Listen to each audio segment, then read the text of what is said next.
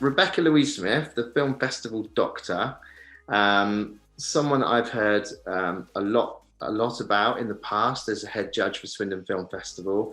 I follow you on social media, as do thousands of other people in the film industry.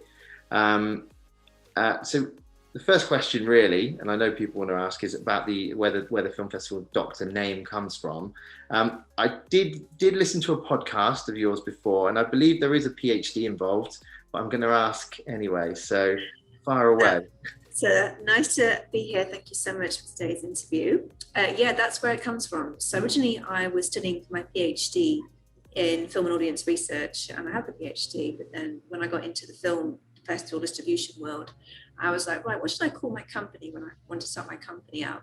And I was like, oh, the Film Festival Doctor, because I am a doctor and I'm working in film festivals, helping people get their film seen in festivals. So come to a doctor that makes it better. So, so that's where it came from. I believe you did sort of start out as in film production. I think you produced a couple of films, if Wikipedia is not lying to me. Yeah, so I did produce a short, which I was good at, but I didn't want to do it like full time.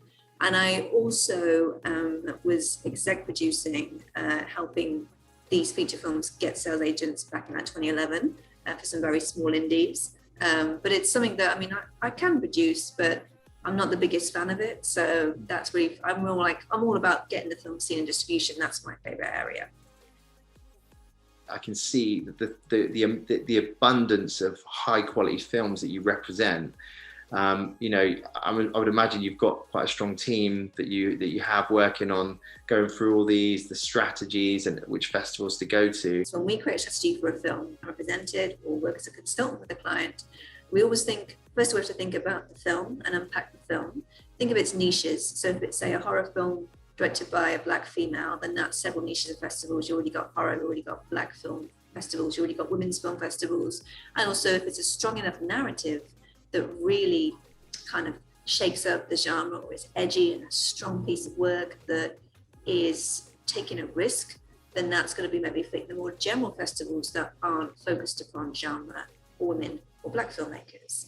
But you have to really unpack the film, think of its angles and its strengths and what the obstacles could be. In addition to that, you've got to think about person programmer taste. So is their kind of thing that they tend to program, looking at that through their previous programs and their themes, and just knowing what those kind of festivals want with their previous selections and what they're actually about, and how hard it is to get into those festivals. We've got a film that you're screening called Waiting for Time, and that's a great piece of work. It's, unique piece of work, and it's also a bit of a quiet taste with the story, but it's interesting. After several months, probably 8 months or more, it got to the point where then all of a sudden, boom, we got 2 BAFTA qualifying and Oscar qualifying festivals at once.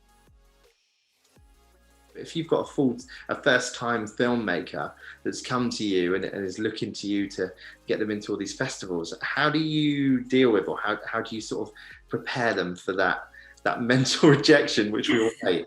I always say to them, if you want to do these big festivals, which I've not advised, then just prepare for that rejection, because I'm going to trust my strategy.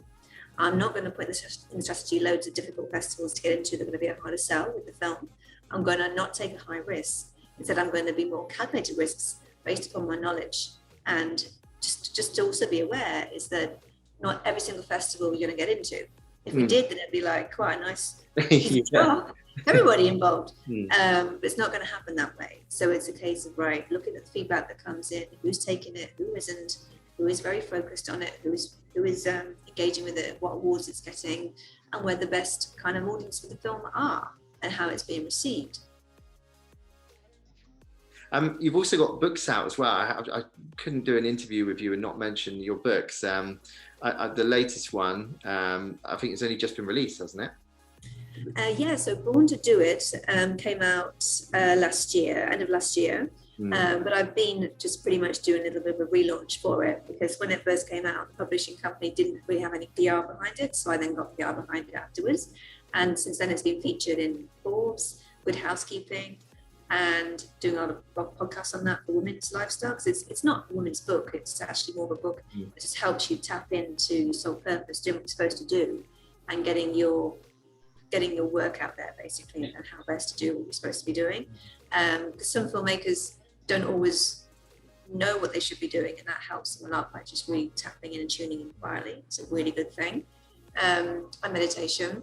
And also it's a good book. It's kind of showing how I work with my clients. So it's a good book to read, to learn other techniques to bring into your company, spiritual practices, as well as business techniques that are really crucial, and how I use that with my clients and in my company. And it was really fun to write because it was something I wanted to write for a while. I didn't know the book was in me until she told me I had it in me. I always wanted to write about how I work and how people can actually integrate in their businesses spiritual practices and key business practices that are really crucial to then get a good balance with the businesses, and how I can then remain grounded. So, and also then how it helps your clients too. So that's how it all came out, really. Yeah, it was quite a creative time for a lot of people, I think. Yeah. I think a lot of unfinished scripts probably got finished during that lockdown. Everyone sort of had this positive mindset, so it's probably the perfect time. You know, you're talking about spirituality, you probably had a nice sort of calm environment, calm time to do it. Yes. Probably helped you sort of, you know, complete it so quickly and so well. So yes. That's good. It's good that something positive, you know, comes out of something like that. So no, that's good. So we ended up selecting 15 films that you represent. Fantastic films. I'm going to reel them off quickly. So we've got The Gesture and the Word. Fantastic. Proxy, which is an amazing film. The cinematography is incredible in that. Waiting for Time, which you've mentioned already, which is a great film. And we've got Grace, another brilliant lead performance. The Cunning Man, really striking film. Vest, incredible film. Myrtle, which is very engaging. The Snow Maze, which is good. Part of Me, the lead in that is quite a character, isn't she? Like we've had a soundbite from her for the festival, and it's incredible. She's an absolute live wire. We've got Black Moon, which is scared the hell out of me. I'm not going to lie. Scary horror. Learning to Walk Again, which is really intense performance from the two leads. Dogwood, which is an amazing feature. One of the amazing features that I just mentioned. Lost Ones, which is just beautiful. High Flying Jade, which is the documentary, which is really insightful. And I'm an Electric Lampshade, which I've never seen anything like that before. I know. It's amazing film. Amazing. Oh, it's a gem. It's a gem. It's also, that one's really, it's just the right side of weird, that film.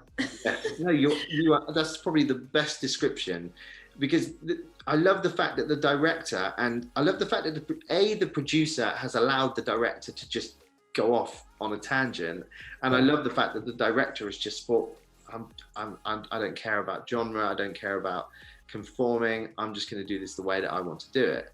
And the amount of arguments I've been having with the other judges and the other guys in the festival, you know, there are loads of people that love it, but there's just a couple that just can't get their head round, that they can't decide what it wants to be. But I'm embracing that, and a lot of our judges are.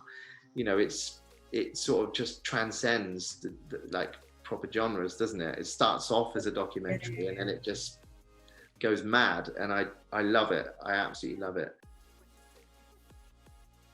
One of the things I wanted to speak to you, and probably the main thing I wanted to speak to you about, was just the current climate in film festivals. Now, we've obviously mentioned the pandemic, and you know, we've seen that you are in sort of like Tribeca recently. You know, so live events are starting up again. We've had to go online because we just couldn't risk not having any audience there. It wouldn't be fair to the filmmakers. So I just wondered what your thoughts on the current climate, and whether we're coming out at the end of it now and filmmakers have got more confidence in submitting to festivals. Because I mean, I can't help feel that some filmmakers have probably held back submitting, and they might be sat on projects now waiting for it to kick off again. Exactly. I mean, there were a little decrease in submissions, you know, after when COVID began, everyone got a bit nervous about it, but then there was a bit more of an increase. And with regards to with festivals in the current climate, I think now we are coming out of this because Rebekah is showing really well how to do a proper hybrid festival. I mean, they're not the first ones to go back live. Other festivals in North America, for example, have, and so other countries. So people are getting back to it. But they're either like smaller capacity, no networking events, they can move online. But having outdoor screenings with good weather has really worked perfectly well. And having good sound and not having any kind of like, can't see with the sun in the eyes. It's done really well because it's state-of-the-art technology. And people now are coming back out to theatres. All the screenings are full, and the drive-in's working really well. Really, festivals haven't stopped at all. There was a period for a couple of months where they were all online, but other countries deal with it differently. So there are live festivals, in Oregon in drive-ins. There's the Portland Comedy Festival that was going on there, and it has been ever since. The festivals that he does, Mikel. Australia have it for locals only, Singapore, China. So they are, and they have been actually since July last year. The first one that we had a live screening at was in July in South Korea. But of course, other countries can't manage it as well as other countries have. So LA's not had any live screenings for a while. There's been one festival about a few weeks ago. That was the first one in a long time. But that's had a massive, long lockdown that's not been able to do that. Things have been back. So we are coming back really quickly now. And the hybrid is the way forward. So it's 50-50. So part of it is either in a drive-in or in a limited capacity cinema. And that happens live, and there's a Q&A that's socially distanced, or sometimes they're not, because in New York it's wide open now, but they have them all properly arranged. And then the other part of it is it's online. So, for example, Sarasota Film Festival went live, but there were mainly screenings of features and like 1 or 2 screenings a day, and not like all day and limited capacity, and the shorts were online. You can almost like hear people's hearts sinking when they hear that the film's going to be online. And we've made a real point of trying to give it as interactive and live feel as possible. So it's going to be online, but it's not going to be like readily available for anyone to watch at any time. For example, you have to go on at a set time and watch the whole thing in the order that we say. So in that respect, it's it's still got that feel to it, but we cannot wait till next year where we can actually do what we wanted to do this year, and have the likes of yourself there and other people, filmmakers from all over the world without any restrictions. That's what we're really looking forward to. It's really interesting. I'm glad that your take on it is that we're coming out of the other side of it. I feel the same way. We were quite lucky. We still had a lot of submissions in. We've made a point of trying to really engage with everyone, with the filmmakers, because we noticed that with some of the films that we submitted, there can be a really distinct lack of communication from some of the filmmakers. Some of it's really confusing. That was our experience with a lot of them. So it's you can really stand out if you just go the extra mile on certain things and certain elements of the festival. And I guess your job really is to identify those ones that do offer the best value to your filmmakers. So absolutely. And so help them achieve their goals. If they want to get exposure, they want to get networking, they really want to get a strong profile that's very positive for their film, for the industry, then we know exactly where to place them in the right festivals and the chances of success, and what to do to get those goals achieved maybe in a different way than what they might expect. Because festivals are always a fun journey. It's never a linear thing, as we say. There's always some surprises, but it's part of the process. Yeah, no, that's brilliant. That's brilliant.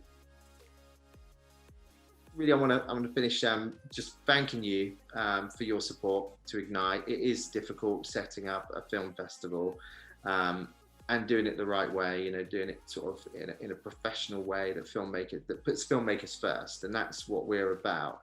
So I am really grateful that you've been able to. I know the whole team are really grateful that you've been able to sort of support us and put films our way. Really good films. We're looking forward to showing them.